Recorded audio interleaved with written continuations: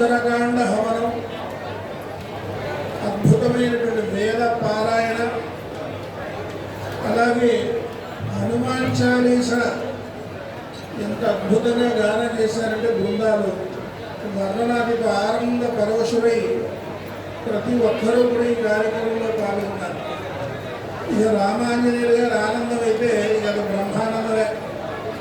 ఆయన అసలు ఎప్పుడు నవ్వుతూ ఉంటారు, ఇక ఆయన నవ్వాలా ఉండిపోయిందంటే అంత బ్రహ్మానంద భరితుడు రామాంజనేయులు గారు ఈ కార్యక్రమాన్ని నడిపించారు.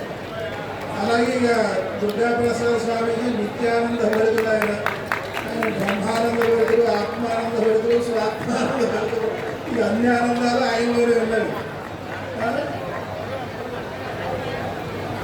అదేవిధంగా మరి మనం ఎంత ఆనందపడుతున్నామో ఈరోజు మరి నా వంశీయుడైనటువంటి బాలరాముడు అయోధ్యలో ప్రతిష్ఠింపబడుతున్నాడే, పునఃప్రతిష్ఠింపబడుతున్నాడని సూర్యనారాయణ మూర్తి కూడా ఆనందపరోషుడై ఉన్నాడు. అందుకే భగభగలాడుతున్నాడు. ఉన్నాడు ఏమైపోయావో స్వామి అంటే మీతో పాటు నేను ఆనందపడతా అన్నాడు నా స్వామి సూర్యనారాయణ. ఎందుకంటే నా స్వామిని ఎందుకన్నారంటే ఆయన కశ్యప వంశ సంజాతుడు. కశ్యప వంశంలోనే కశ్యప ప్రజాతుల యొక్క మానస పుత్రికగా అవతరించింది మానసావి. ఆ తల్లి ఉపాసకులున్నారు. ఆ స్వామిని ప్రశ్నిస్తున్నాను ఇందాక నుంచి కూడా, స్వామి ఏమిటిది ఇంత ఆనంద పారోషణమై మేమంతా ఇంత కార్యక్రమం చేస్తే లక్షలాదిగా ఇంతమంది భక్తులు వస్తే మీ ప్రతాపం ఏమిటి స్వామి 3 రోజుల నుంచి ఎక్కువైపోయిందంటే మీరందరూ ఆనందపడుతున్నారు, నేను కూడా ఆనందపడుతున్నాను. అందుకే బాగా మిమ్మల్ని అందరినీ చూడడానికి వచ్చాను, మీకు నేను కూడా ఆనందించడానికి ఉన్నాను స్వామి చూడండి. అందుచేత సూర్యవంశంలో అవతరించినటువంటి శ్రీరామచంద్రమూర్తి స్వామికి ఆనందం ఉండదు, సూర్యనారాయణమూర్తికి అదే ఆనందం జరుగుతోంది.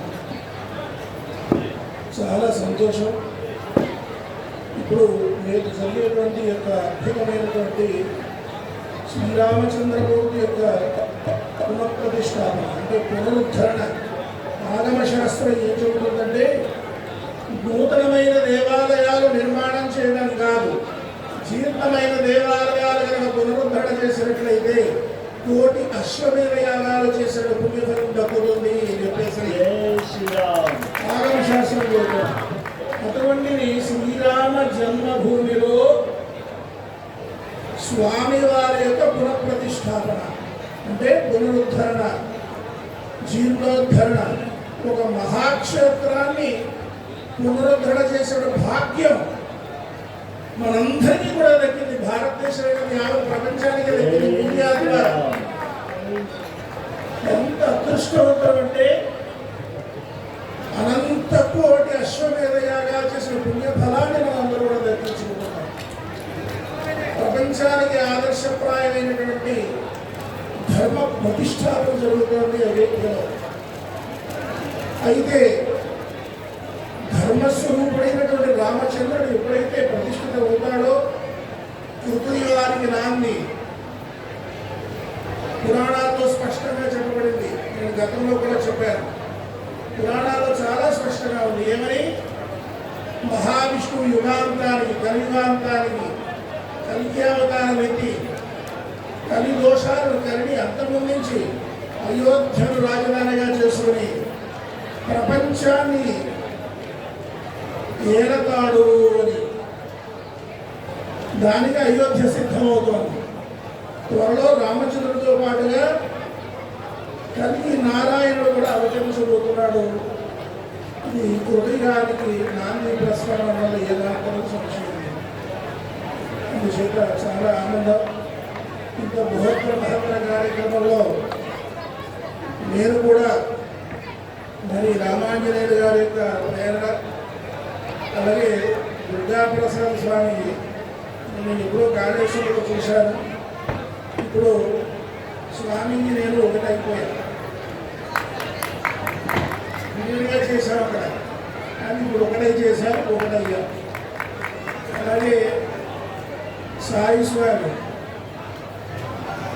ప్రకృతిని ఆరాధించేటువంటి ఈ స్వామి కూడా ఇంకా ఎంత ఆనందంగా ఉందంటే వర్ణనాన్ని నేను కూడా ఆనందభరితమై ఉన్నాను. కొంచెం ఈ ఆనందాన్ని చెప్పడానికి సాధ్యం కాదు కదా. అందుచేత మీ అందరికీ కూడా ఈ కార్యక్రమంలో ప్రత్యక్షంగా పరోక్షంగా సంపూర్ణ సహాయ సహకారాలు అందించిన ప్రతి ఒక్కరికి కూడా సంపూర్ణమైన ఆశీస్సులు అందజేస్తూ, ప్రత్యేకంగా మీడియా ఈరోజు ఏ విషయమైనా సరే ప్రపంచానికి చక్కగా వెనువెంటనే అందుతోందంటే ప్రధాన కారణం మీడియా. ఈరోజు ముక్కామలస్ గారు ఉన్నారన్నా, లేకపోతే ఒక దుర్గా ప్రసాద్ స్వామి ఏ స్వామిజీ ఉన్నారన్నా ప్రపంచానికి తెలిసిందంటే మీడియా. అదేవిధంగా మాకంటే ముందు నిద్ర లేచి మరి ఇదంతా కూడా కెమెరామ్యాన్స్ ఇదంతా ఎంతో కృషి చేస్తూ ప్రపంచానికి తాపత్రయం పడుతున్నారు. వాళ్ళంతా కూడా మాకంటే ముందు స్నానాలు చేస్తున్నారు. వాళ్ళని కూడా ప్రత్యేకంగా ఆశీర్వచనం అందిస్తూ శ్రీమాతా కృపా కటాక్ష సిద్ధి చేస్తారు.